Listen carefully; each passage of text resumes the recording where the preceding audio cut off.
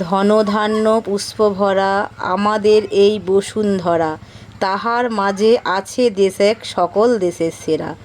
ও সে স্বপ্ন দিয়ে তৈরি সে দেশ স্মৃতি দিয়ে ঘেরা, এমন দেশটি কোথাও খুঁজে পাবে না কো তুমি। ও সে সকল দেশের রানী সে যে আমার জন্মভূমি।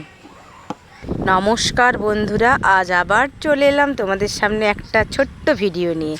কিছুদিন আগে আমি একটা ভিডিও শেয়ার করেছিলাম। আমার বাড়ির সামনে যে বড় বড় ধান ক্ষেতগুলো ছিল, সেগুলো ছিল তখন পুরো সবুজে সবুজ, আর এখন দেখো পুরো সোনালি হয়ে গেছে।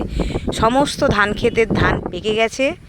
এখন চাষিরা সেই ধানগুলোকে ঘরে নিয়ে যাওয়ার জন্য একদম রেডি। কিছু কিছু জমি ধান কাটা শুরু হয়ে গেছে, আর পুরো মাঠের পর মাঠ একদম হলুদ হয়ে আছে দেখো। তো বলেছিলাম যে তোমাদের কাছে ধানগুলো যখন হলুদ হবে একটা ভিডিও শেয়ার করব।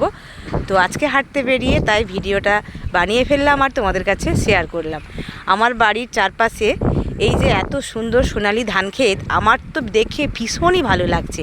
তোমাদের কেমন লাগছে অবশ্যই জানাবে কিন্তু। আর দেখো ওই যে দেখতে পাচ্ছ কত দূর পর্যন্ত ধান ক্ষেতগুলো দেখা যাচ্ছে।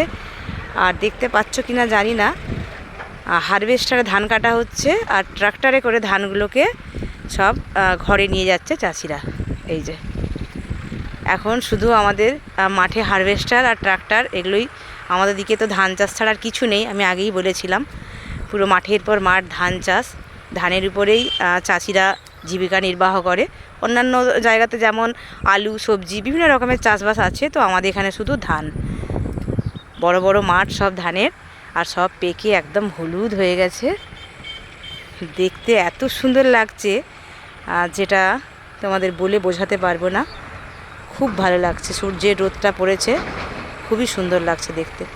কথা বলতে বলতে তোমাদের সঙ্গে সূর্য প্রায় অস্ত যেতে চলেছে, বিকেল হয়ে গেছে, সন্ধে হতে যাচ্ছে। প্রচণ্ড গরম পড়েছে, ঘরের ভেতরে থাকতে ইচ্ছে করছে না। তা বাইরে বেরিয়েছিলাম একটু হাঁটতে। খুব সুন্দর খোলা মাঠ, খোলা আকাশ, আর কি সুন্দর দক্ষিণা বাতাস। যারা গ্রামে থাকো তারা তো বুঝতেই পারছো গ্রামের সৌন্দর্য কত সুন্দর। এই দেখো সূর্যটা অস্ত চলে যাচ্ছে, আর আমাদের এত ভালো একটা পরিবেশ, খোলামেলা, একদম ভরপুর অক্সিজেন। আমার তো ভীষণই ভালো লাগে, গ্রাম আমার ভীষণ ভালো লাগে। তো চলো দেখাই। এই দেখো এই জমিগুলোতে ধান কাটা হয়ে গেছে। এই যে কয়েকদিন আগে খুব বৃষ্টি হয়েছিল, তাই মাঠে জল ছিল, কাদা ছিল। দেখো হারভেস্টারে ধানগুলো কেটেছে কীভাবে গর্ত হয়ে গেছে জমিতে। তো যাই হোক, যে করে হলেও চাষিদেরকে তো ধানটা ঘরে নিয়ে যেতে হবে, তাই তারা ধানটা কেটে ফেলেছে। তো চলো আজকে এই পর্যন্ত, পরে আবার দেখা হবে তোমাদের সঙ্গে।